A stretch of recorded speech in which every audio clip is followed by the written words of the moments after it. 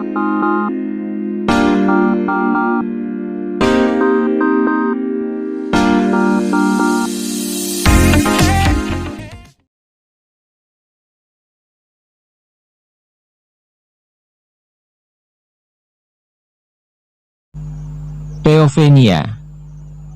Maas, masak Gi. Aku lapar Mas, tapi malas masak, ucapku ketika melihat Mas Wira bangun tidur. Pagi ini seperti biasa, aku paksa Mas Wira untuk masak. Kandunganku yang semakin membesar membuatku malas ngapain, aku lebih memilih tiduran dan rebahan.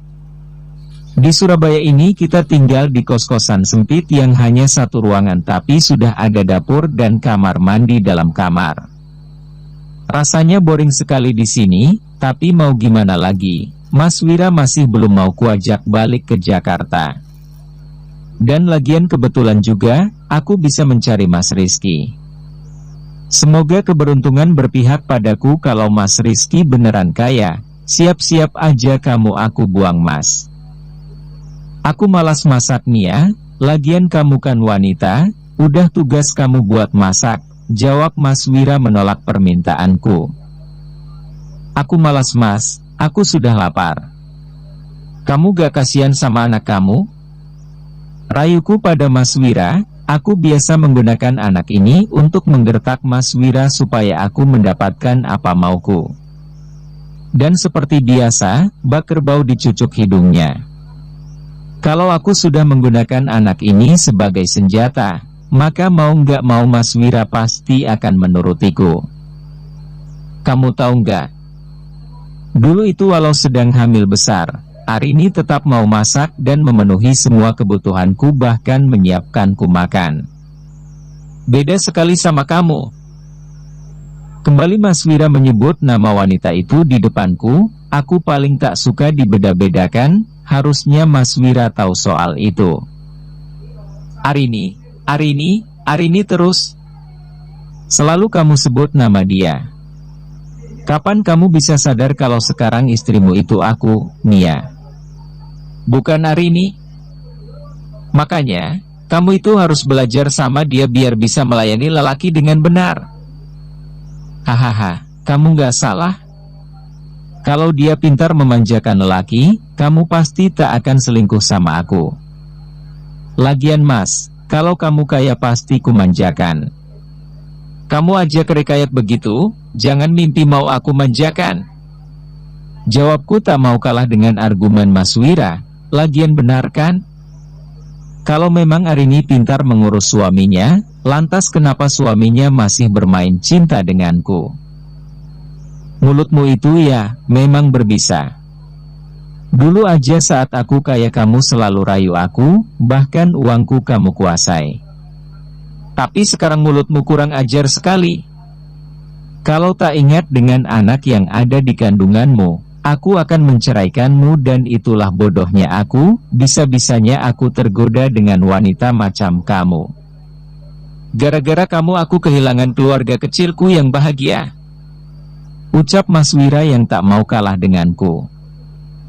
Udah nggak usah banyak omong kamu Mas, sekarang kamu masak. Anakmu ini udah lapar minta makan. Cerewet sekali kamu. Jawab Mas Wira sambil melangkah menuju dapur untuk memasak beberapa bahan yang dibelinya kemarin. Dan aku tersenyum penuh kemenangan, merasa dia telah kalah dan menuruti semua perkataanku. Dia sudah terampil memotong sayur dan juga bumbunya. Setauku dari cerita Mas Wira, dulu sebelum dia menikah dengan Arini dia adalah anak kos yang biasa memasak masakannya sendiri. Hanya saja setelah menikah dengan Arini, dia sudah nggak terbiasa mengerjakan pekerjaan dapur. Tapi semenjak pisah, dia aku suruh untuk memasak. Kalau nggak mau, aku juga tak akan memasakkannya. Aku hanya memasak untuk diriku sendiri. Kali ini aku ingin makan sup dan ayam goreng untuk gizi anak Mas Rizky yang ada di kandunganku.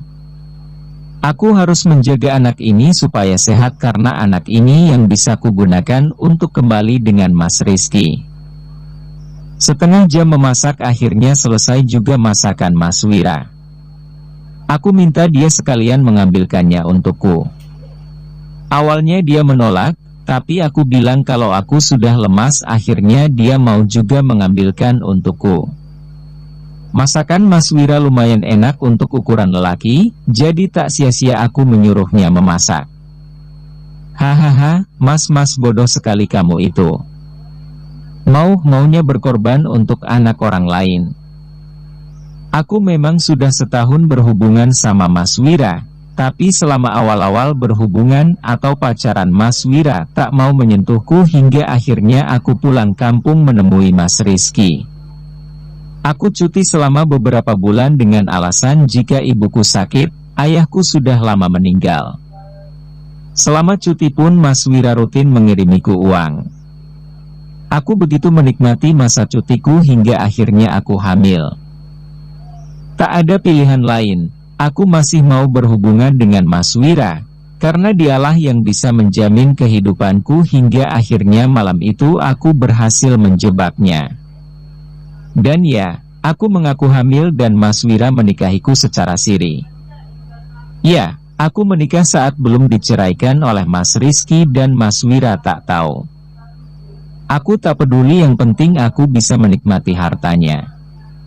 Ya, memang aku mempermainkan agama dan pernikahan, tapi mau bagaimana lagi, aku terpaksa. Kenapa bengong? Ucap Mas Wira membuarkan lamunanku. Kamu nggak makan, Mas? Tanyaku kemudian saat tahu dia tidak juga makan masakannya sendiri. Gak nafsu makan, aku ingin dimasakin istriku. Aku kangen masakan kamu. Halah, kamu ada aja mas. Terserah kamu kalau nggak mau makan. Aku nggak akan maksa. Dia hanya menggeleng-gelengkan kepala saat tahu jawabanku. Terserah, aku juga udah nggak peduli dia mau makan apa enggak. Yang ada dalam pikiranku saat ini adalah ingin cepat-cepat menemui Mas Rizky, belahan jiwaku. Oh iya mas, aku mau minta izin keluar sebentar ya. Aku mau menemui temanku, aku dulu pernah kerja di kota ini dan ada teman lamaku yang kuhubungi, akhirnya dia aku ajak ketemuan. Aku meminta izin kepada Mas Wira, tentu saja aku bohong. Aku sebenarnya ingin mencari Mas Rizky, bukan mau bertemu dengan teman lamaku. Ya, nanti aku antar, jawab Mas Wira. NGG nggak usah mas, acaranya dekat sini kok. Aku sendiri aja, lagian kalau sama mas ntar gak enak, kita jadi gak bebas ngobrolnya. Kamu nggak bohong? Tanya Mas Wira yang sepertinya curiga denganku. Ya enggak lah, ngapain aku bohongin kamu? Ya sudah, aku mau siap-siap dulu. Ucapku yang kemudian lalu langsung saja menuju kamar mandi untuk bersiap-siap. Aku harus berdandan secantik mungkin, kehamilan ini membuat berat badanku lumayan bertambah hingga aku kelihatan gemuk. Aku tak mau Mas Rizky ilfil denganku, makanya aku harus berdandan secantik mungkin. Akhirnya aku pun selesai bersiap. Aku berpamitan dengan Mas Wira yang ternyata hari ini dia mau menemui Zehan. Terserah dia sajalah, mungkin dengan seperti itu dia tak akan mencampuri urusanku. Aku sudah memesan taksi online, kuserahkan alamat Mas Rizky kepada supir taksi itu supaya dia yang mencarikannya untukku. Aku sama sekali tak tahu daerah sini, jadi aku serahkan saja alamat yang diberikan Huda padaku. Aku sudah membayangkan jika aku bertemu Mas Rizky nanti, dia pasti akan senang sekali jika melihat perutku yang sudah membesar dan anaknya sehat. Aku sudah rindu dengannya, aku sangat mencintai Mas Rizky. Bahkan aku rela memberikan uang yang kuperoleh dari Mas Wira untuknya semua demi kelancaran bisnisnya. Mas Rizky selalu bilang dan berjanji padaku, kalau usahanya sukses, dia pasti akan menjemputku dan membawaku hidup bersama dia. Tapi kenapa sudah beberapa bulan dia tak menghubungiku? Tapi aku selalu berpikir positif dengannya. Mungkin saja saat ini Mas Rizky kehilangan jejakku sehingga dia tak dapat menghubungiku. Inilah saatnya aku harus memberikan kejutan dengannya. Di dalam mobil aku selalu mengarahkan pandanganku ke arah luar. Kota ini sangat bersih menurutku. Apalagi jika menemukan taman kota, aku tak henti memandang keindahannya hingga tak terasa kemudian supir taksi memelankan mobil ketika memasuki perumahan yang menurutku cukup elit di daerah situ. Tak lama ketika melihat nomor rumah 39 mobil pun berhenti. "Sudah sampai, Bu," ucap sopir taksi kepadaku. "Benar ini rumahnya, Pak?" Tanyaku yang seakan tak percaya dengan rumah yang kulihat itu. "Iya, Bu. Kalau menurut alamatnya, ini benar rumahnya." "Ya sudah, Pak, ini uangnya." "Terima kasih ya," ucapku seraya menyodorkan uang dan dengan susah payah berusaha keluar dari mobil. Perutku yang sudah besar membuatku cukup sulit untuk bergerak. Aku turun dari mobil dan mengamati rumah yang ada di hadapanku. Aku berdecak kagum dengan apa yang kulihat di depan mataku, rumah dengan cat warna Milo dengan nuansa soft dengan lantai 2. Luar biasa mewah sekali rumah ini, bahkan tak beda jauh dengan rumah Mbak Arini dan Mas Wira yang ada di Jakarta. Luar biasa Mas Rizky, aku hampir nggak percaya kalau ini rumahnya. Benarkan ini rumah Mas Rizky? Suamiku dulu yang sangat miskin, sekarang berubah menjadi pangeran kaya raya. Luar biasa kamu Mas, luar biasa. Aku pun memberanikan diri masuk ke halaman rumah itu, ingin secepatnya bertemu dengan Mas Rizky yang sangat aku rindukan.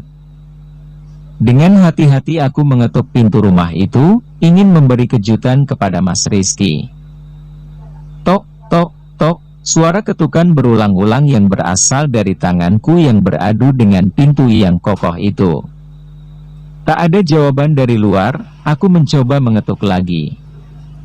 Tok, tok, tok.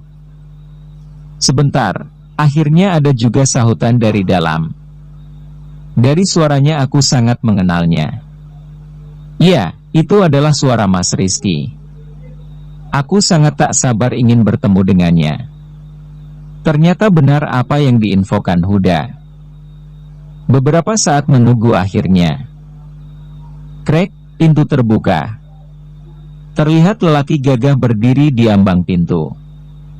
Dia melihatku dari ujung rambut sampai ujung kaki dengan penglihatan yang sepertinya tak percaya kalau aku ada di hadapannya. Mas Rizky, orang yang sangat kurindukan. Aku pun refleks memeluknya karena aku sangat merindukannya. Tapi ada yang aneh, dia dengan cepat melepaskan aku dari pelukannya dan menyeretku dengan kasar menjauh dari pintu itu. Ada apa ini? Ada apa sebenarnya dengan Mas Rizky? Kenapa dia bersikap seperti itu? Bersambung.